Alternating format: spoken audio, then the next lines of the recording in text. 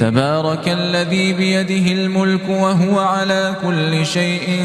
قدير الذي خلق الموت والحياة ليبلوكم أيكم أحسن عملا وهو العزيز الغفور الذي خلق 7 سماوات طباقا ما ترى في خلق الرحمن من تفاوت فارجع البصر هل ترى من فطور ثم ارجع البصر كرتين ينقلب إليك البصر خاسئا وهو حسير ولقد زينا السماء الدنيا بمصابيح وجعلناها رجوما للشياطين وأعتدنا لهم عذاب السعير وللذين كفروا بربهم عذاب جهنم وبئس المصير إذا ألقوا فيها سمعوا لها شهيقا وهي تفور تكاد تميز من الغيظ كلما ألقي فيها فوج سألهم خزنتها ألم يأتكم نذير قالوا بلى قد جاءنا نذير فكذبنا وقلنا ما نزل الله من شيء إن أنتم إلا في ضلال كبير وقالوا لو كنا نسمع أو نعقل ما كنا في أصحاب السعير فاعترفوا بذنبهم فسحقا لأصحاب السعير إن الذين يخشون ربهم بالغيب لهم مغفرة وأجر كبير وأسروا قولكم أو اجهروا به إنه عليم بذات الصدور ألا يعلم من خلق وهو اللطيف الخبير هو الذي جعل لكم الأرض ذلولا فامشوا في مناكبها وكلوا من رزقه وإليه النشور أأمنتم من في السماء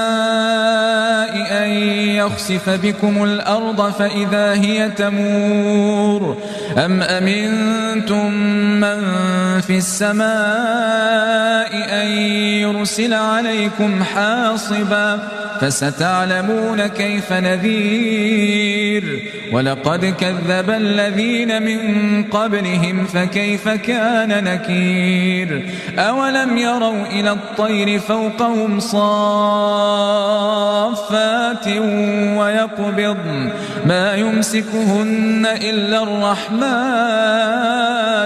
إنه بكل شيء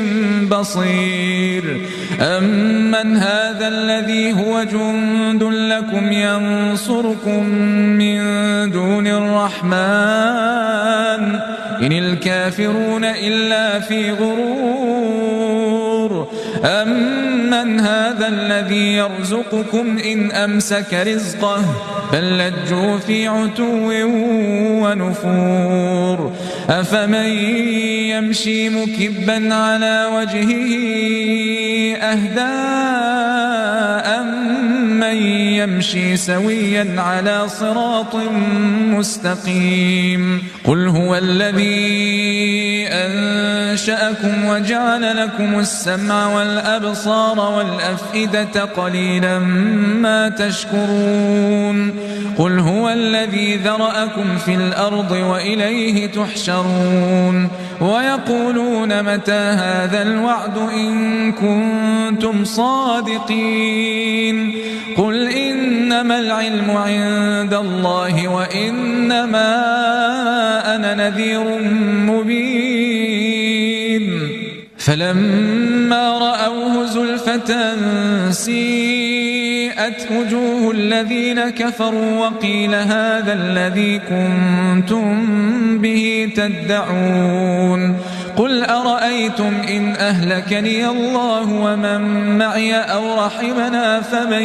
يجير الكافرين من عذاب أليم قل هو الرحمن آمنا به وعليه توكلنا فستعلمون من هو في ضلال مبين قل أرأيتم إن أصبح ماؤكم غورا فمن يأتيكم بماء معين